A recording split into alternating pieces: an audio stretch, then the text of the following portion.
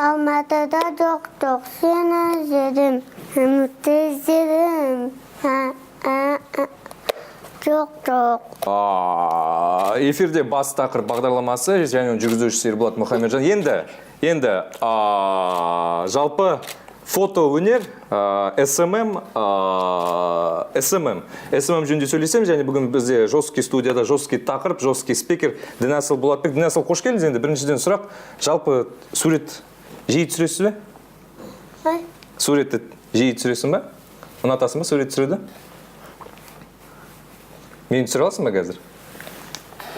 SMM деген не сөз, білесің бе? SMM деген. Білмейсің бе? Қалай ойлайсың, не деген сөз ол SMM деген? Білмеймін.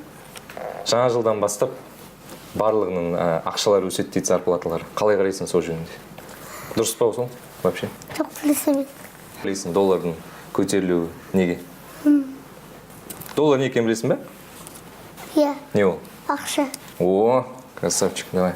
Опять. Жансыл, жалпы президент кім біздің? Назарбаев. Назарбаев? Да.